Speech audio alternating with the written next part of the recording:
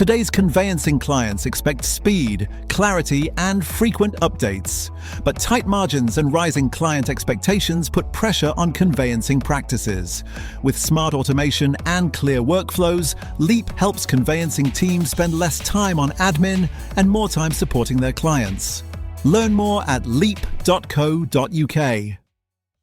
You're listening to the Today's Conveyancer podcast, the leading source of information for residential property lawyers in England and Wales. Don't forget to subscribe and sign up to our free newsletter at todaysconveyancer.co.uk. You can also follow us on LinkedIn and Twitter. Hello, welcome along to the latest Today's Conveyancer podcast. Today, we have, 50 years of industry experience on the podcast. Michael Day, owner of Integra Property Services. He will tell you he started when he was 3, but he looks very well for it. Mike, great to have you on the podcast. Thanks so much for joining. David, lovely to be here. Thank you for inviting me. Yes, I do tell people that I started when I was 3. It isn't quite true. I was 16, but it's still an awful long time ago, and we've seen an awful lot of things happen in that time. A lot of water under the bridge, and I guess really today I want to lean into that. I kind of want to understand a bit more about your background, mostly in estate agency, although you do cross over into conveyancing at one point in your career, and just really kind of talking about some of your experiences over that period. And I know you've got some frustrations, like so many of us, about some of the ills of the market as well. So thoroughly looking forward to this conversation. First things first, I don't think you'll be overly familiar to the conveyancing community. I know you're very well known in estate agency, but who are you? What do you do now? And then sort of tell us a bit about how you got there. No problem. 50 years. So I started very much as a junior trainee. In fact, my first job on December the 29th, 1975, my first role was to climb into the window of an estate agency office and clear the artificial snow off the window in my brand new 3-piece suit. That was an inauspicious start. Went on, did my qualifications. I became a member of the ISVA, as was the Incorporated Society of Valuers and Auctioneers, now part of our ICS. Moved on through my career. I suppose a defining change was when I joined a company called AC Frost & Company in the early 80s, opened an office in Uxbridge incredibly successfully, became a partner there, and my career took off. We sold that business to the Prudential in 86, and I ended up as the regional MD of the Prudential. The Pru bailed out in 91 and I joined Connells, and I had 12 years at Connells, and this is where not my first involvement with conveyancing, but my first sort of direct managing involvement with conveyancing came in. But I was on the board at Connells. I was there for 12 years, and then I left Connells in 2003, and I've been running my own show ever since. And I currently have a roster of about 1,500 clients across the property industry, mainly estate agents, but some conveyancers, developers, various related people. And I guess I'm best known now for probably training and development type work, but I do a lot of sort of consulting and sort of quasi non-exec director type roles. And I've had a couple of roles within, let's call them prop tech businesses during that period of time. So quite a wide-reaching brief. Obviously, conveyancing has been there the whole time because, of course, as an estate agent, dealing with conveyancing all the way through. So the good, the bad, and the ugly has been there for 50 years. And this is a really tricky one, I think, to start with, Mike. But can you kind of sum up your experience of the market over that 50 years in just a few words? Maybe choose these carefully.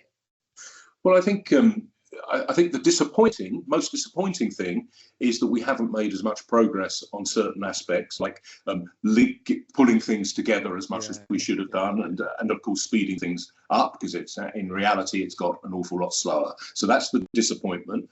On the plus side of things, over 50 years, I've met a hell of a lot of people, have made a lot of very good friends and contacts, including yourself, over that period of time. And in the main, it's been great fun.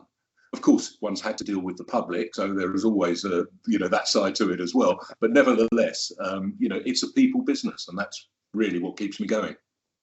And I mean, that is something that is largely unchanged over that period of time. This is still very, very people driven. And I mean, to a certain extent, that's possibly, and this is conjecture, I suppose, but that's possibly why technology hasn't had the impact that it might or could have done, because it always comes back to people, Mike.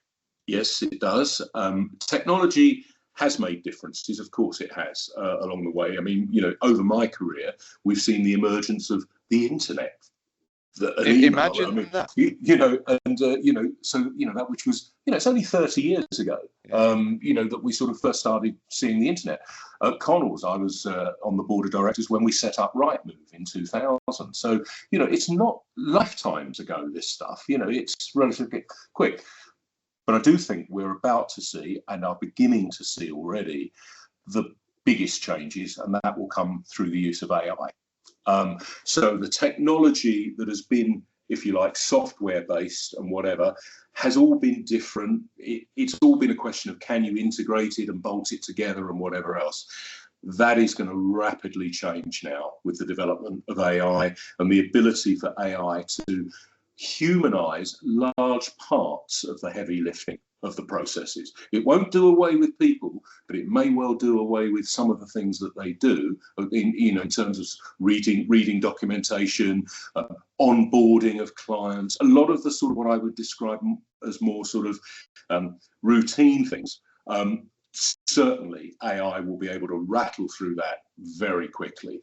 The bit that it won't be able to do, not immediately at least, is put its arm around somebody when they're pouring their eyes out because they're getting divorced or somebody's died or they're getting married, all the reasons why people transact.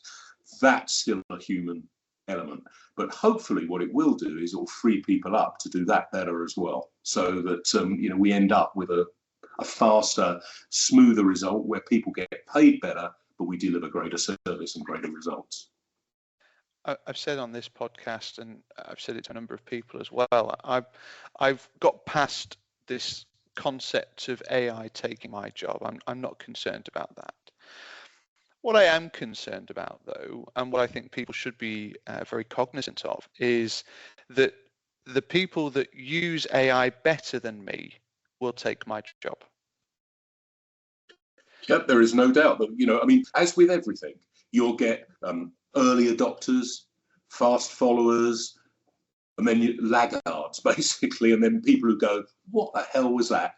And that will happen. And there will undoubtedly be a shakeout. I mean, across the 50 years I've been in the industry, there's been various changes of different types coming along, competition, your audience, which is, clearly going to predominantly be in the conveyancing market, will be looking at me and thinking, oh yeah, he set up Connells' conveyancing operation, referral fees and all this stuff. And we'll touch on that in a minute, and I'll justify my position in just a moment. But the simple fact is, we have to live through those changes. The industry hasn't always adjusted very well to that and made the best of it. And I've got a few views about that. But generally, change is inevitable. Well, go on then, Mike. Let's think about the opposite of that change then. What hasn't changed in the industry that perhaps surprises you or doesn't surprise you?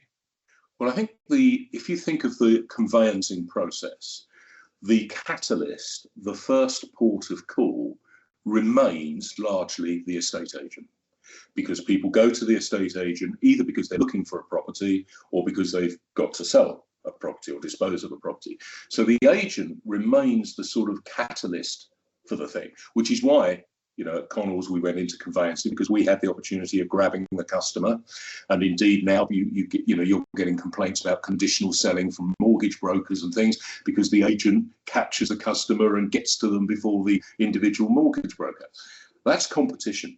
That's, provided it's done fairly and legitimately, or whatever, that is competition. And actually that hasn't really changed. What has changed is that the agents, and we spotted it in the 80s as we became these big monolithic organisations like the Prudential and whatever, that we had this opportunity to grab some of that and distribute it. And that has continued. I think it's gone too far in certain respects and whatever else. And I think the legal profession in particular has ended up at the bottom of the food chain. I think there's an opportunity for it to fight back, but it's going to have to invest in order to do that. But that is the fundamental thing that hasn't changed. At the end of the day, the process of buying and selling a house is pretty much the same as it was 100 years ago. There's a few bolt-ons and things with legislation and anti-money laundering and all the other sort of stuff that comes with it. But the basic process is exactly the same.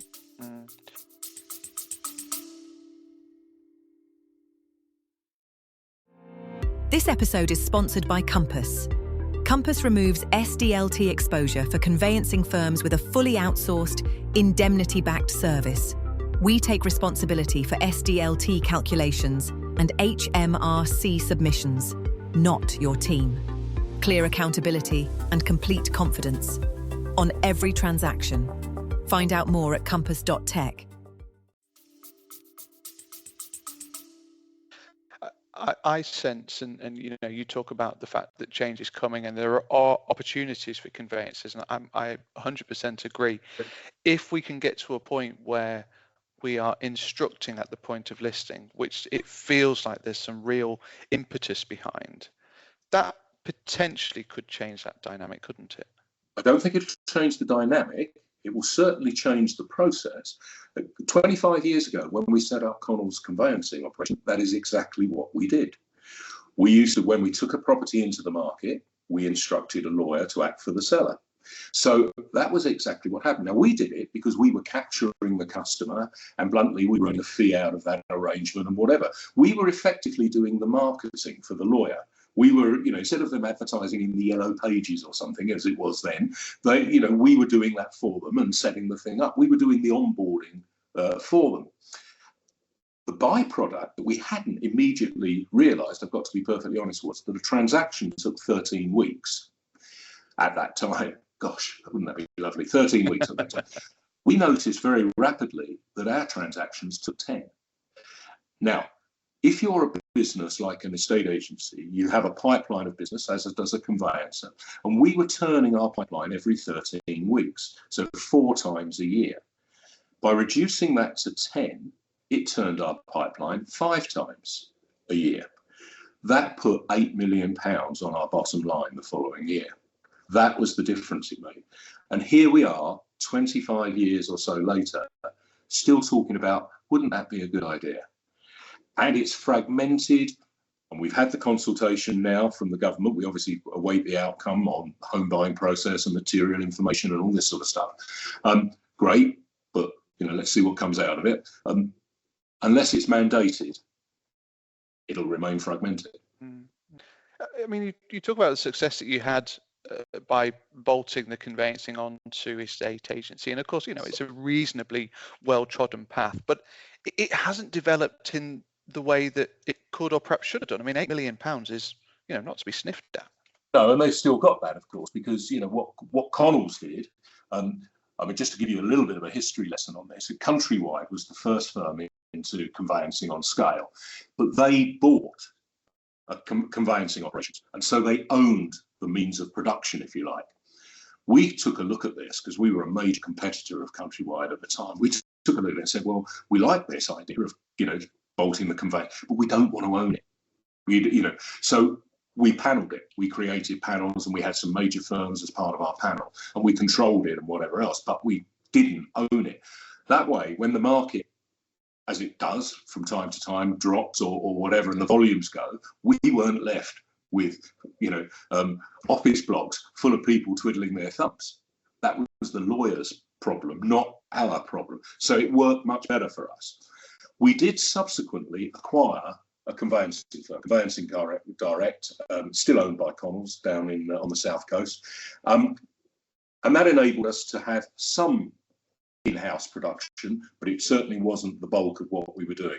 And we were able to cherry pick the work that we sent to that operation, so the more profitable work and whatever we could send to that operation, and the rest of the stuff was panelled out across the the network. So we were quite, I like to think we were quite smart about how we played it. Connells, of course, have subsequently invested. I mean, Connells now own Countrywide, but Connells have subsequently invested, and you'll have seen, and I'm sure you published it, the story recently about the transaction that went through in a matter of a few days. That was through part of their tie-ups with various providers in the industry. So they're working hard at that again. In the meantime, we had the arrival of home information packs. They came and went. They weren't the perfect answer. A lot of people didn't like them. We should have persevered with them. We should have evolved them and whatever, because actually what we need now is legal ready property and home information packs, auction type stuff. It would have evolved, but it got killed. That was a mistake.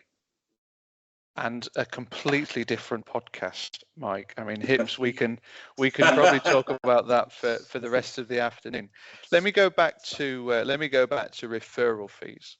Yep. And we're a whistle-stop tour through your life and also through the property market as well. But I mean, you said that you had a defence of referral fees. They're a really mixed bag amongst conveyancers, because of course there will be conveyancers that pay them, there will be conveyancers that will very happily pay them as well, and there will be conveyancers that pay them and are a little bit disgruntled about doing so, and of course there will be people that simply won't countenance. I mean, you clearly have a view on referral fees. Please do share, but also share kind of a bit about sort of some of the defence you talked about there as well. Right, referral fees. In principle, I don't have an issue with referral fees. Okay, it is of course says the estate agent. Says the estate agent, but also says the man who was a director of a conveyancing company. So I'd like to think I have a reasonably balanced view of this. Some of your listeners and that will probably disagree, but there we go. But the problem or the upside of the referral fee, we were doing something for that referral fee. We weren't just passing a telephone number over to somebody and saying, oh, phone them and see if you can win the business, which is pretty passive and pathetic, quite frankly, and is why an awful lot of estate agents are not very successful at working with their conveyancers, because they're not actually doing much of a job. They're not selling a service. Going back to, we'll use the Connells experience as the sort of benchmark here. What we did was we sold the conveyancing proposition. It had a series of, it was a fixed fee, it was no move, no fee, it had some sort of service standards. We sold it, we onboarded the client, and so we were doing part of the job for the conveyancer, the marketing part of the job and the onboarding part of the job we were doing. That is why we were worth a referral fee. We weren't just giving somebody a database of telephone numbers or something and saying phone these people and see if you can win some business. And unfortunately, that has been what has largely happened in the industry. And they pass it over and they just give a telephone number, the agent gives a telephone, and the solicitor either does a good job or doesn't do a good job of converting it. And really the relationship is not always where it could be. The other thing is greed has stepped in, and the size of some of the referral fees is out of all proportion to what is being provided. And in order to keep the headline rate down, the solicitor invariably has ended up getting less and less out of the scenario, and consequently the quality of service and everything that goes with it, technology, investment, blah blah, has not kept up. That is false economics from everybody's point of view. It's false economics from the agent, because they're referring their business to a firm that can't deliver good quality work in return for a fee that they're not going to get because the sale isn't going to go through. So who gains from that? Nobody. The conveyancer gets a whole load of work that is useless because it doesn't proceed and doesn't get any money for doing it. It's poor commercial practice. And, across the sector, there are very few people in estate agency and in conveyancing that are great business people. There's a pretty bold statement. There's, a lot of people in estate agency started as a negotiator, were quite good at selling houses, ended up running an estate agency business. No business experience, no planning, no strategy. It's not too dissimilar in the conveyancing world. A lot of people came out, qualified through being a licensed conveyancer or solicitor, technically probably quite good. How much business training does a solicitor get? How much business training does a conveyancer get, or an estate? Very little, I would suggest, and I think it shows. I look at the issue of referral fees, and I'm very careful about how I frame some of this, because I'm very conscious that listeners have got differing views on it. But there is a cost of client acquisition, and you referred to it earlier in the conversation about the fact that you are effectively doing the marketing for the conveyancers. There is a very real cost of acquisition, and whether you're paying Google for Google ad searches, whether you're paying comparison websites, or whether you're paying your estate agent, there is still a fee for trying to win business effectively. And so provided, and I think one of the big challenges around referral fees is the lack of transparency around them. That's where the murkiness sort of exists, if you like. And so provided that people understand that, and understand the sort of it is a much more transparent process, then I don't see that referral fees should be banned. I mean, interestingly, there is obviously a decent weight of people who believe that they should be banned. And that's fine. But in which case, estate agents will just buy a few conveyancers and handle it effectively on more of an in-house type approach. Now, not everybody will be able to do that. I think it needs to, I don't like calling it two sides because it makes it sound adversarial. But if you take the conveyancers and the estate agents, they should be working as one and the same in the client's best interest. Referral fees exist across everything: insurance, mortgages, and whatever.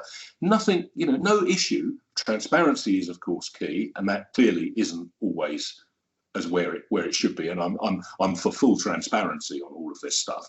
But at the end of the day, we need to be delivering for the customer. Fees are too low, and everybody's trying to take a slice of everybody else's cake here. But quite frankly, some of the service delivery from all parts of the process and transaction is poor.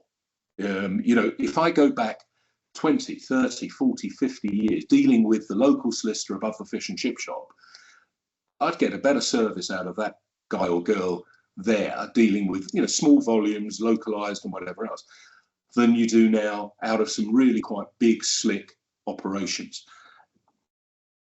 Probably that person's fee was higher than the pro rata now than the fee they're getting now. Estate agency fees have nearly halved in the last 25 years. I know they haven't halved in so much that property values have risen, but in terms of percentage terms, estate agency fees now run at around 1%. Back in the 1980s, we never did business below 2%. So, that tells you that, we've all succeeded in a race to the bottom. And we'll come on to that in just a second, Mike, because I wonder if you may have been part of the architecture behind that, but bear with. Let's go back to the point you make about training and quality of people that are leading these businesses, because, tricky issue to tackle, but I absolutely take your point. As the son of a GP and as a son of a teacher, both of whom became senior in their roles by virtue of the fact that they were good at what they did, rather than being good administrators, I wholeheartedly take your point that there's lots of law firms out there that have people who are very good technically, but aren't particularly necessarily very good at the management and administrative side of it. And it's a big part of what you do as well, isn't it, now, is sort of training and mentoring and working with people. How do we improve that? How do we make sure that, for example, one thing, for example, that I always think about is the quality of understanding amongst estate agents of conveyancing and vice versa.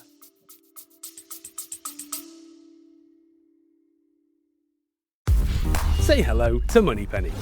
We're you when you can't be. Answering calls and qualifying leads, booking appointments, updating your case management system. We handle it all just like you would. with brilliant people, AI, or both. Visit moneypenny.co.uk today.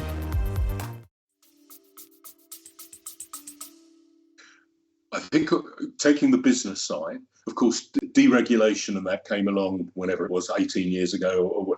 So structures within conveyancing and whatever have changed a degree, and it's perfectly possible to have non-conveyancer people now involved in the running of the business. And that is probably a good thing, because just because somebody's a good conveyancer doesn't make them a good business person, and vice versa.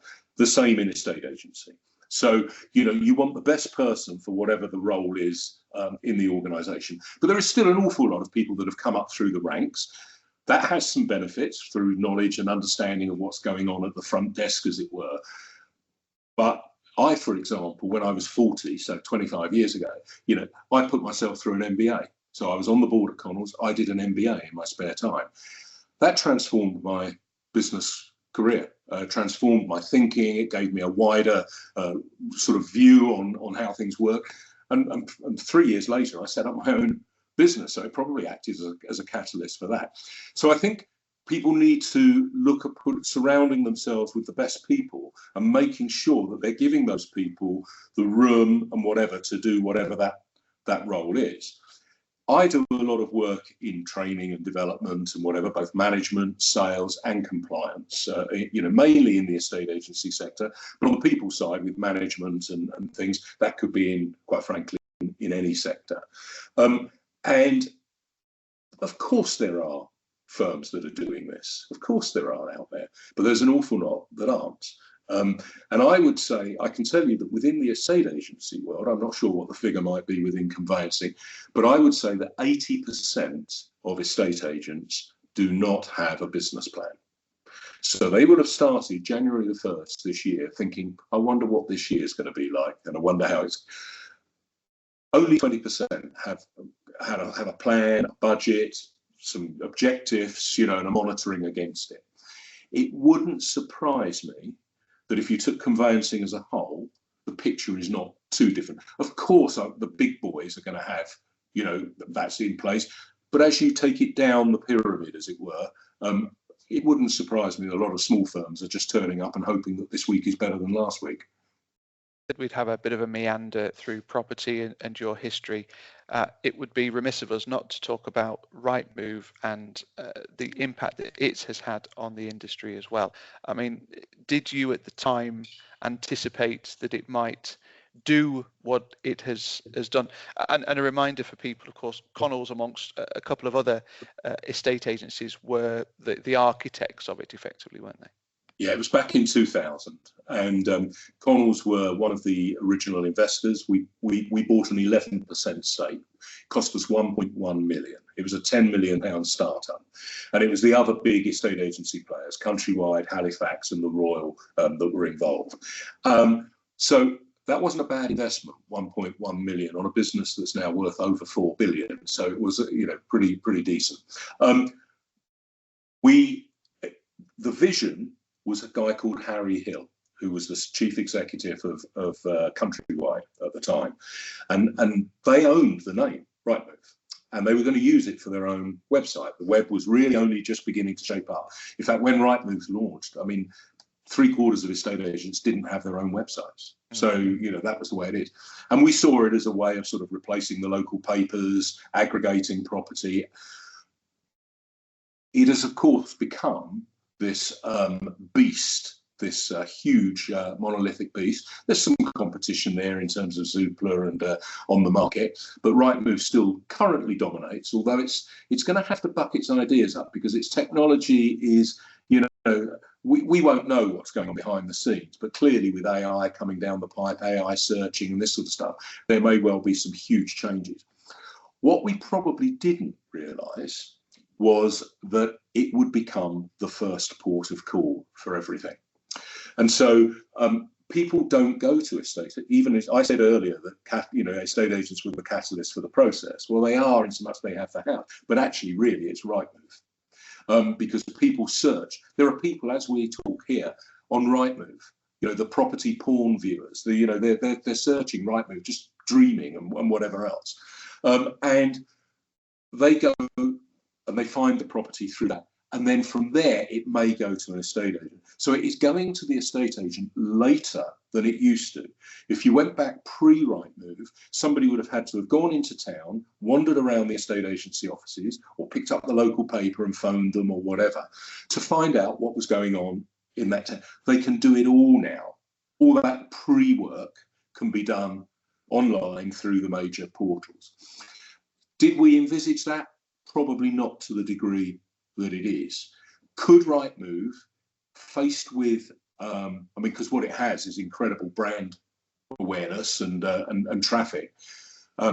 There's always been this concern that could it turn itself into poacher gamekeeper and effectively become an online sales entity in its own right? I don't personally think so, but is it possible? Yes, of course it is. Yeah. And I guess it depends on whether it gets pushed up against the wall too much. Yeah, and coming back to fees, it has had an impact on fees as well, hasn't it? Because of course it's been part of that sort of driver for reducing fees. Well, if let me just cut across you there. Sorry, David. Very briefly. When I did I referred to my MBA a moment ago, and I did a research project which was on the internet and its effect on residential agents. It was a huge project because I had access to a huge audience through Connells, so I was able to do this massive bit of research. That got a very good grade for it as well, but nevertheless, it effectively predicted the arrival of the execution-only service estate agency, the sort of purple bricks type of model, the online model. And when I set up Integra, I had an agency business with it in 2003, and we were what would now be regarded as a hybrid operation. We had an office, but it wasn't a high street premise. We were covering quite a wide area, et cetera, et cetera. And these models are now beginning to evolve. The pure online model is perhaps not as successful as it could be, but we've now got the emergence of these so-called self-employed individuals operating under, let's call it an umbrella organisation. And that is reducing the amount of impact that a high street office perhaps has, where the footfall and things in high streets is obviously way, way lower. So we are seeing change, but it is slow and gradual. And what we've now got is more estate agents than we've ever had, but each one is doing far less business. Back in the day, if you had a high street office, you needed to do a couple of hundred sales a year. Now you might have somebody operating from a back bedroom. If they do 20, they're probably quite happy. So they're never going to be the sort of brand or the name or whatever, but they can run a successful personalised business. So I think, we're again going through a period of change. There's a parallel in conveyancing in the similar way with these roles, Taylor Rose and people like that. Yeah. Let's flip back to AI very, very briefly, because AI could, if recent conferences I've attended are to be believed, actually start to democratize the property market again by bypassing some of these large portals, the likes of Rightmove, because you, instead of going to the Rightmove website or Zoopla or on the market, you instead go to your AI search engine, you type in, I want to find a property 3-bedroomed with sea views in Portsmouth or wherever it might be, and it will go and do a lot of that legwork for you and use estate agent websites as well as portal websites to try and identify these properties. You're nodding along. It's a possibility. It's definitely a possibility, and some people do use, the old ChatGPT type of searching and stuff. And I think it's got a little way to go yet, because I think there is, if you take Rightmove, that's, if we went to 100 people down the high street and spoke to them about searching for a property, 99 would probably say Rightmove, and one might say ChatGPT just at this moment in time, but that can rapidly change. And what we don't know is what the portals may be doing in the background to make themselves, more effective in that sort of AI arena. Because if they're standing still, then they're going to go out of business. It's just a question of when rather than if. And whether they embrace it or block it. Yeah, well, they won't be able to block it. It will not be able to be blocked. But of course, a lot of estate agency websites are poor, and actually, you're going to need to make sure that your website is produced in such a way that it will be found by the AI bots and whatever else. But I think that will undoubtedly happen. How much and how quickly, I'm afraid, bigger brains than mine will probably have a stronger view. I'm convinced it will start to evolve. We've already got obviously some players in the estate agency market. You will have met, Mel McCallion and various other people who are, coming up with sort of various bits and pieces. So it's going to happen. It's going to happen. Change inevitably and surprisingly. When I set up my business in 2003, off the back of my MBA that predicted the arrivals of I thought, the next 5 years, this is where it's going to be. And if I'm perfectly honest, it took 20. Yeah. And I think, we're talking about it now and thinking, oh, this is the next 5 years. And some of it will be, but I think it might be 10 or 20 before it really sort of beds down. Where I think the big changes will be in pulling the conveyancing process, the sale process, and whatever under one roof more easily. So that there's less separation. So the integration that we've all talked about and to a certain extent been working with Cojute and all of these different people trying to join the dots, that may happen much more rapidly. And there will then be a whole series of consolidations and mergers and whatever business models to make a more effective business model. I think that might start to happen much more rapidly. I mean, you kind of preempted my penultimate question, which is just whether you recognise an industry that's on the verge of this evolution. And, certainly my own view is that people seem to be much more accepting of the possibility of change than they've ever been before. Well, we now have the next generation of home buyers, Gen Z, as they affectionately call. These are the people who don't like to speak to anybody and want to do everything via WhatsApp and whatever else. They're not yet the home buyers generally, but they very rapidly will be. They're in the rental market now, but they are, in the next 10 years, we'll see Gen Z be the first-time buyers and whatever of the next millennium, the next move. They have a completely different view of how things work. They actually go out of their way almost not to speak to people. I mean, I think it's sad, and I think that there's some issues there. But nevertheless, this is the generation that's grown up through COVID and whatever else. And here we are. We're on a Teams call, doing this podcast. We couldn't have done that 15 years ago or whatever. So, these things are happening. And I think it will be, ultimately, it's always driven by what the customer wants. Most estate agents are using WhatsApp now as a communication tool with their customers. There are some serious issues I have with it from the point of view of GDPR, and that with staff using their own phones with data on. So I think there are some potential risk areas there for businesses. But nevertheless, it's a channel that people like to use. And I think we've got to be mindful of, at the end of the day, we're all driven by the customer. We've got to provide the customer with, not only what they want, but how they want it. It's tricky to condense 50 years of experience into a reasonably short podcast, but we've given it our best shot, Mike. I'm going to finish off the discussion by handing you a magic wand and saying to you, if you were to wave it in a way, how would you wave it to change, update, evolutionize, revolutionize the property market of today so that it's fit for purpose for tomorrow? I would, I think fundamentally, I would want to see a raising of standards, however that was achieved. And that doesn't necessarily mean, for example, in estate agency, the introduction of ROPA, which is this qualifications for everybody, but that might be part of it. I would like to see fees higher, because I think unless fees are higher, there just won't be the money in the process to be able to do anything.